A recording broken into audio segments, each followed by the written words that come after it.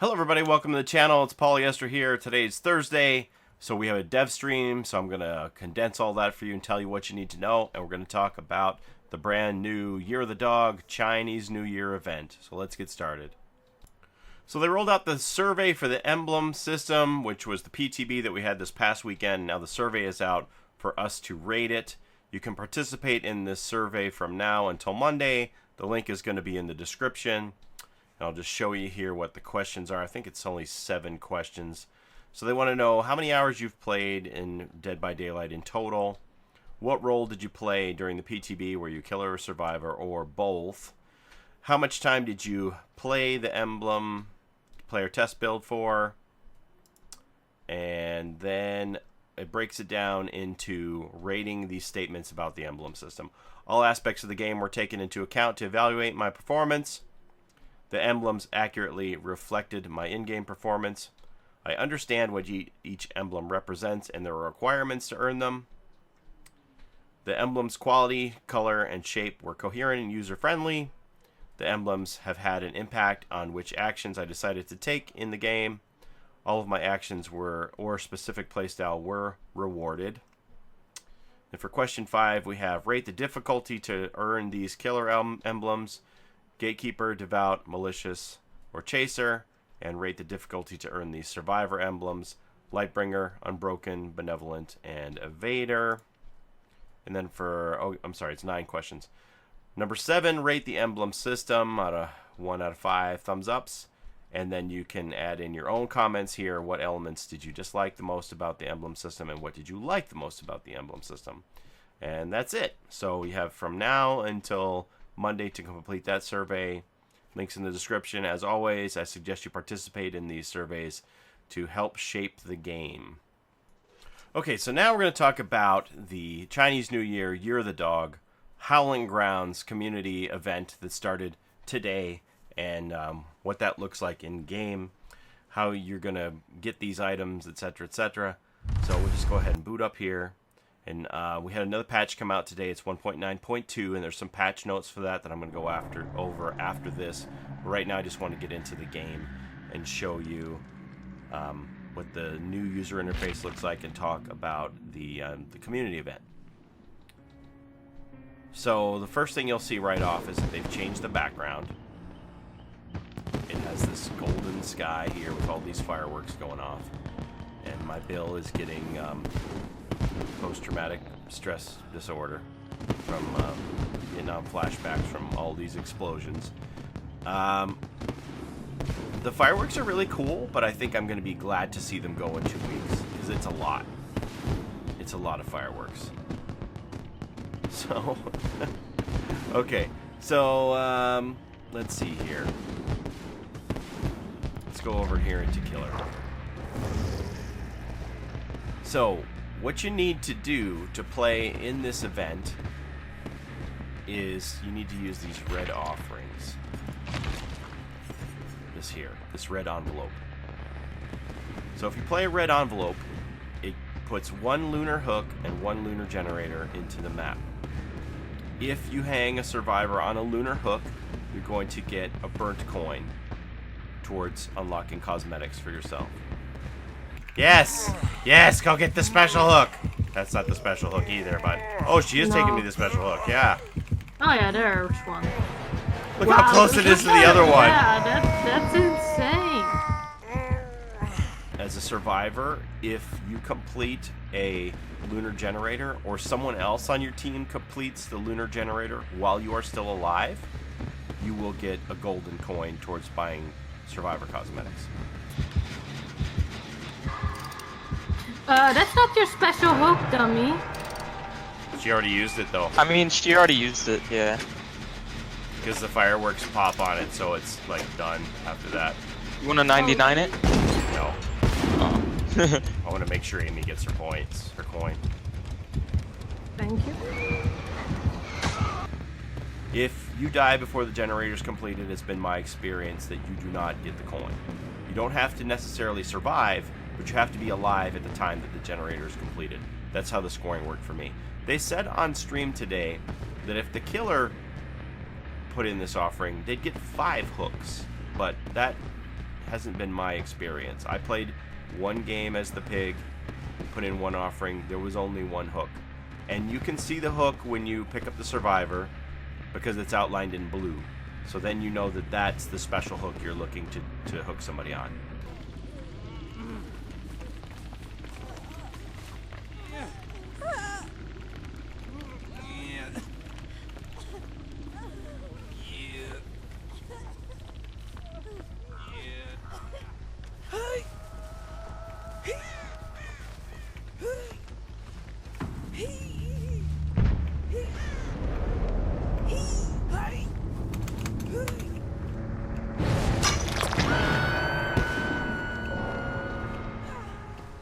And then at the end of the game, when the match is completed, your tally box over here, just go off to the side, this Howling Grounds logo, you can see here it says that the event ends in 13 days and it will be updated. So you can see so far here I have earned 1 burnt coin and 14 golden coins. And then when you hover over this, it says the first survivor hooked on a lunar hook will grant the killer a burnt coin. So you can't use the same hook over and over to get more coins. It's only the first time somebody's hooked on that hook that you get the burnt coin awarded to you.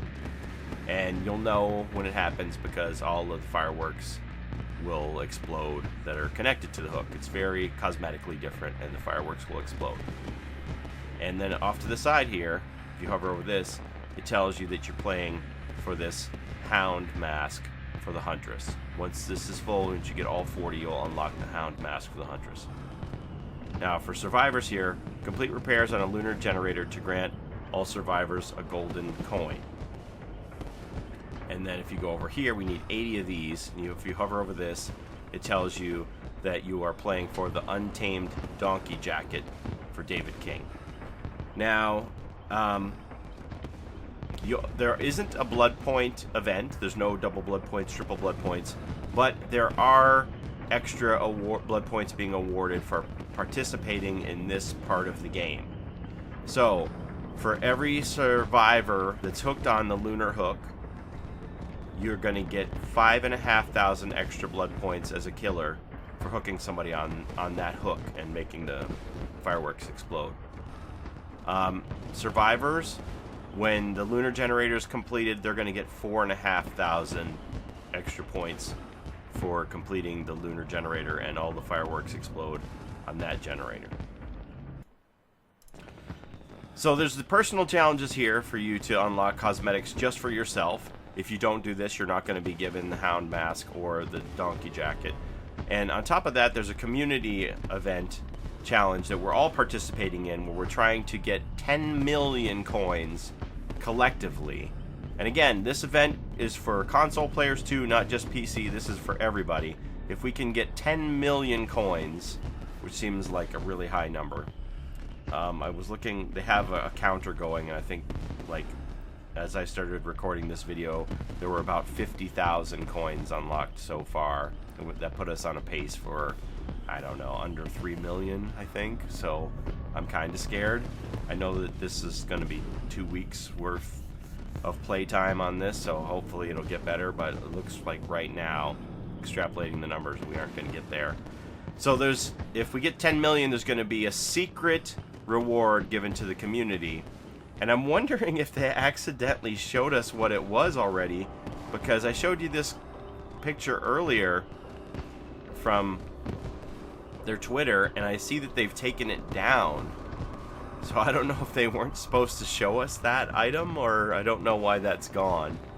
And we were also promised an in-game item for this community event, and I don't know where that went either. So anyway, it's kind of strange. But this is how my understanding right now of how you unlock these rewards here, and we'll go from there and see what else we get if we can get the 10 million after that.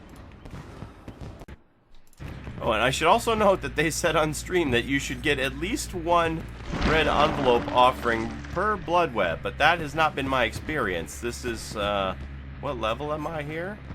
Level 12. So I've gone through 11 blood webs, and I've only gotten 5 red envelopes. So they said you should get at least one per blood web. I mean, I know when I started out at level 1 pig because I hadn't played her at all. So much for one every blood web. It is a common offering though, right? So here I got one, right? But if you go up again, I don't really want to spend all of these points, but do I get one on this next blood web? I did. So maybe now as the blood webs get bigger, I'll get them on every blood web. But I didn't get them on every blood web starting at level 1. But you should get at least one on every blood web if you're higher level. Every time you go through a blood web, there should be one offering here for you. Oh, and then you probably have the question, what if more than one is played? So let's say I'm playing as Bill, and I go in the game. Do I have one left here, or did I spend it? Okay. So if I go in as Bill, and I put in my red envelope offering, if the 3 other survivors in the game with me also play a red offering, and even if the killer plays a red offering, then yes, there'll be 5 hooks for the killer, and there'll be 5 generators for the survivors, and so then you can earn up to 5 coins per match, potentially. And then we're just going to go over some of the user interface changes here. You'll see that the pips above my rank are gone. Well, now they have a hover thing here, where you can see how many pips you have in progress towards the next rank. Those aren't visible. You have to hover over it to see where you're at. They changed that. And then they did this weird thing where they have this character info, and it rates the difficulty to play these characters. I don't even know what this means. Like, is this how difficult it is to play this character in adept mode with just their 3 teachables? I don't know. The difficulty of playing Bill is set to hard. Dwight is easy. Meg Thomas is easy. Claudette Morel is easy. Jake Park is easy. Nia is intermediate. Lori is hard. Ace is intermediate. Fung is intermediate. David is hard. And he's dead hard, am I right? And Quentin is intermediate. And Detective Tap is intermediate. I don't even know what that means. They did the same thing for killers. We'll switch over to killers. And intermediate for the pig. Trapper's easy. Wraith's easy. Hillbilly is hard. Nurse is hard. Shape, intermediate. Hag is hard. Cannibal is easy. Doctor is hard. I don't know why they came up with this stuff. Huntress is intermediate. Freddy is intermediate. And there you go. I don't know what the purpose of that is at all, but it's there. So now if we're going to go into the patch notes, I just turned off the fireworks because, yeah, you can see what it's like to have all that exploding. Okay, so notable things in the patch notes here. This is an interesting feature. Players will now receive a notification for the first time they are affected by another player's perks. This currently applies to the perks Leader, Streetwise, Dying Light, Thanatophobia, and Unnerving Presence. So, yeah, I noticed that on Unnerving Presence today. Before, in the past, when you would see the skill checks get smaller, you'd have to discern for yourself, oh, they must be running Unnerving. But now they actually show you Unnerving on your screen. So that's pretty interesting.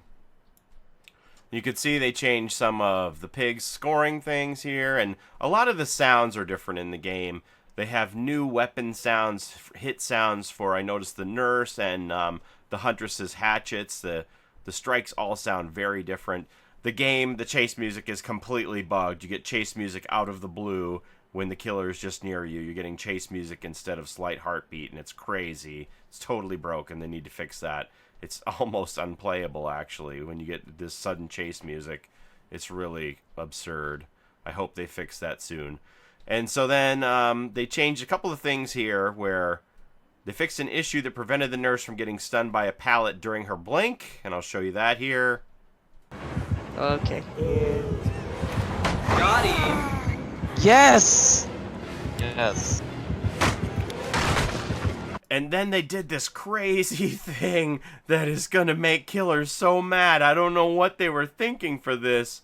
Fixed an issue that made it impossible to rescue a dying survivor with a pallet or flashlight save while being picked up or dropped mid-animation.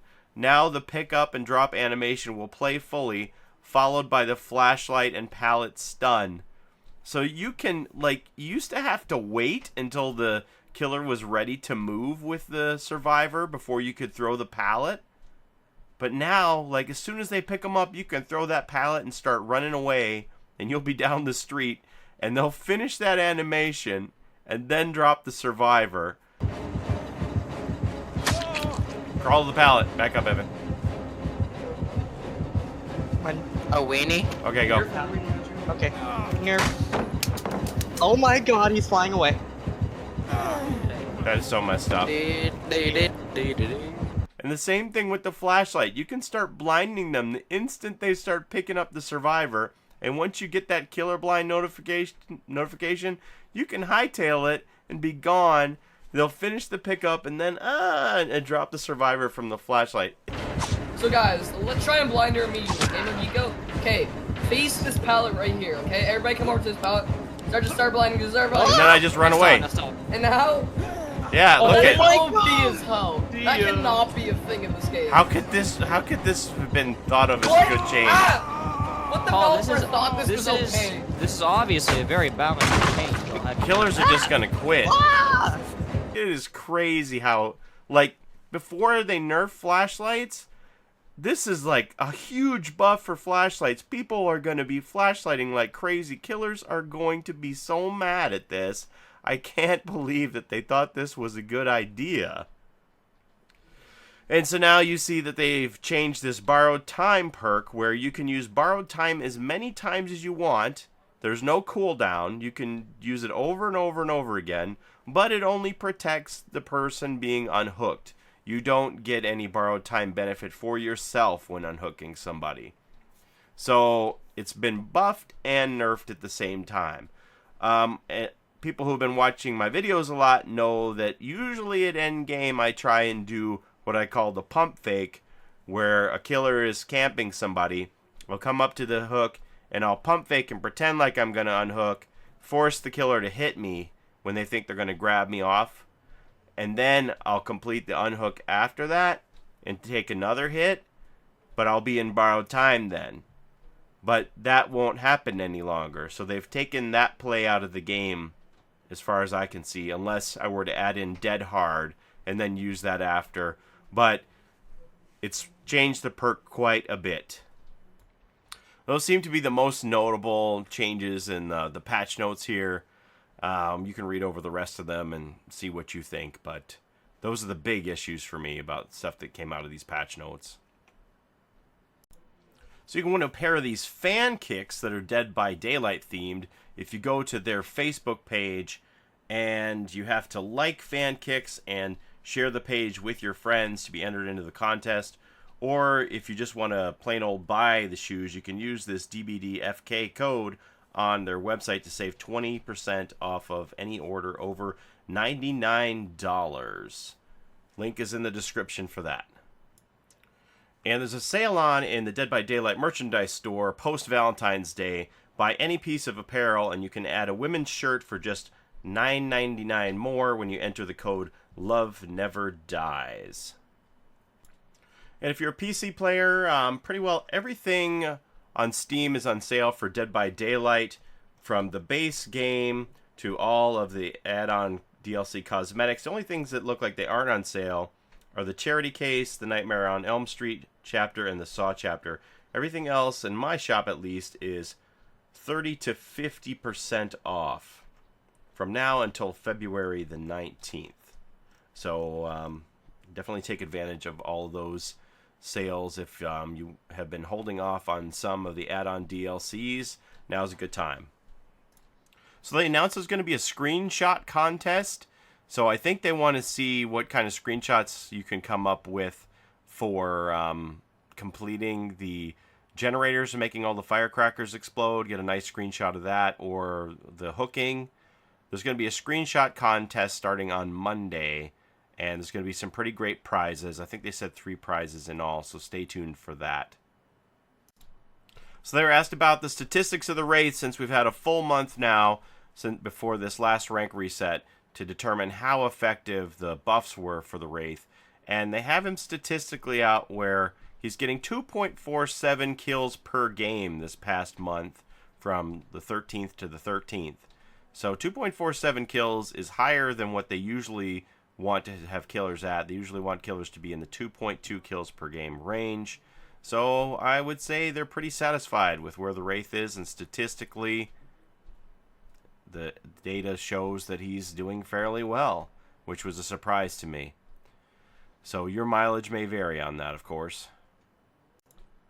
They were asked if more cosmetics are coming, if we could hope to see more cosmetics for people like Ace and the Trapper, and they said yes, things are coming, quote-unquote, soon. They were asked that now that they have reduced the number of pallets that are in matches, would they also consider changing Bloodlust? And they said they were looking at decreasing the speed boost of Bloodlust, which I'm sure all the killers are really happy to hear now that they've seen these pallet and flashlight stuns. Oh my god, and now they're going to make the killers slower? Like, what are they doing? I don't know what's happening, but yeah, Bloodlust may be getting nerfed down the road, but not yet.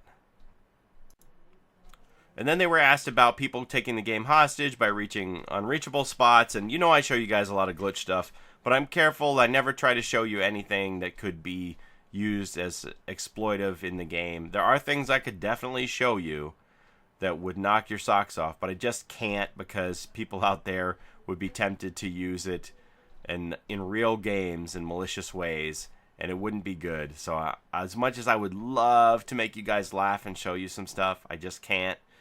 Anyway, they talked about people reaching unreachable spots and holding the game hostage.